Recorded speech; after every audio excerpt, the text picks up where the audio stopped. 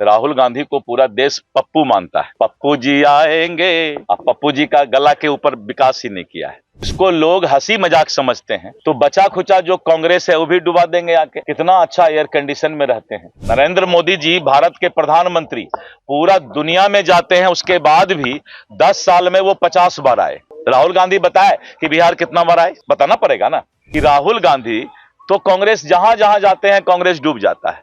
हरियाणा गए, महाराष्ट्र गए, छत्तीसगढ़ गए, उसके बाद दिल्ली आए, राजस्थान गए, जहां जहां गए कांग्रेस को डुबा दिए। पिछड़ा अति पिछड़ा समाज को साधने की लगातार राहुल गांधी बात कर रहे हैं। इसको लेकर 6 तारीख को बिहार दौरा है उनका, जहां बिहार शरीफ में पिछड़ा अति पिछड़ा समाज को साधेंगे। इसको लेकर बीजेपी बिहार प्रदेश अध्यक्ष दिलीप जायसवाल ने पप्पू करार दिया है राहुल गांधी को, और यह साफ तौर पर कहा है कि उनसे कुछ नहीं होने वाला है। उन्होंने यह साफ तौर पर कहा है कि कांग्रेस पार्टी की लुटिया डुबाने का काम करेंगे राहुल गांधी। ऐसे में गया जू जाने की नसीहत उन्होंने दे डाली है। इसके साथ ही तेजस्वी यादव को जमकर निशाने पर लिया है। पीएमसीएच मामले को लेकर सीधा सीधा दिलीप जायसवाल का कहना है कि कोई नहीं बख्शा जाएगा, किसी को नहीं छोड़ा जाएगा, जो भी उचित कार्रवाई होगी वो की जाएगी, जांच जारी है। इसके साथ ही दिलीप जायसवाल ने वन पर्यावरण को लेकर तमाम अनेक बातें कही है। वहीं क्या कुछ कह रहे दिलीप जायसवाल सुनवाते हैं। पेड़ पौधा अगर नहीं रहा तो कोई भी मानव जिंदा नहीं रहेगा। इसलिए मैं आज समाज से अनुरोध करता हूं कि अपने बच्चे, जिस घर में एक बच्चा जन्म लेता है, उसकी जिम्मेवारी होना चाहिए कि वो उसको 5 पेड़ लगाना चाहिए।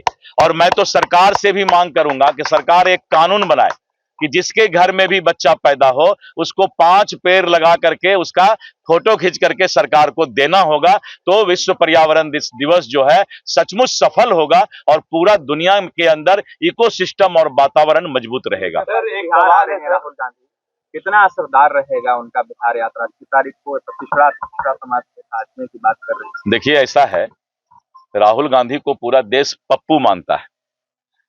पप्पू जी आएंगे, अब पप्पू जी का गला के ऊपर विकास ही नहीं किया है, तो जिसको लोग हंसी मजाक समझते हैं, तो बचा खुचा जो कांग्रेस है वो भी डुबा देंगे आके। कितना अच्छा एयर कंडीशन में रहते हैं, तो एयर कंडीशन में रहना चाहिए। राहुल गांधी एयर कंडीशन से बाहर निकल रहे हैं, ये तो बड़ा आश्चर्यचकित घटना है। 5 साल से कहां थे नरेंद्र मोदी जी, भारत के प्रधानमंत्री, पूरा दुनिया में जाते हैं, उसके बाद भी 10 साल में वो 50 बार आए। राहुल गांधी बताए कि बिहार कितना बार आए, बताना पड़ेगा ना। दूसरा ये कि राहुल गांधी तो कांग्रेस जहां जहां जाते हैं कांग्रेस डूब जाता है। हरियाणा गए, महाराष्ट्र गए, छत्तीसगढ़ गए, उसके बाद दिल्ली आए, राजस्थान गए, जहां जहां गए कांग्रेस को डुबा दिए। तो अब अंतिम जो है गया यहीं पर है ना, गया जी। तो गया जी के लिए अगर कांग्रेस को डुबाना है तो राहुल गांधी आए। कल आरोप लगाया है कि पीएमसीएच में अधीक्षक मैंने आज सवेरे सरकार ने मैंने आज सवेरे जवाब दिया है कि जो भी दोषी होगा उसको कड़ी से कड़ी सजा मिलेगी, कोई नहीं बचेगा।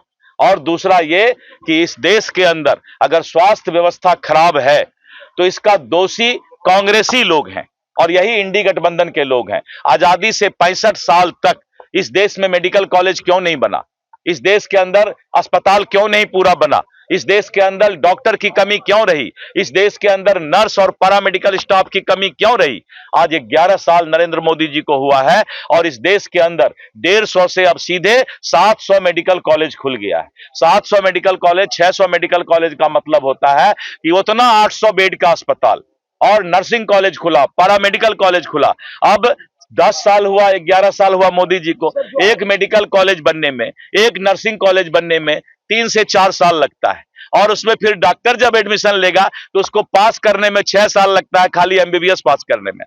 तो अब जो है 140 करोड़ जनता के लिए जितना डॉक्टर की जरूरत है उसका चिंता, इंफ्रास्ट्रक्चर की जितना जरूरत है, नर्सिंग स्टाफ की जितना जरूरत है, उसका चिंता नरेंद्र मोदी जी की सरकार ने किया है। अब चिंता मत कीजिए, जितनी आबादी उतने डॉक्टर और पैरामेडिकल स्टाफ होंगे। चाहिए उन्होंने कहा पीएमसीएच में जो अधीक्षक को हमने बर्खास्त किया था, लेकिन एनडीए की सरकार ने पुनः उसको बहाल कर दिया है। किसने बर्खास्त किया था? तेजस्वी यादव बोल रहे हैं कि अपने 17 महीने के कार्यकाल में हमने उसको बर्खास्त किया था, उसमें मांगा था, लेकिन एनडीए की सरकार ने। देखिए, ये 2 तरह से ये व्यवस्था चलता है।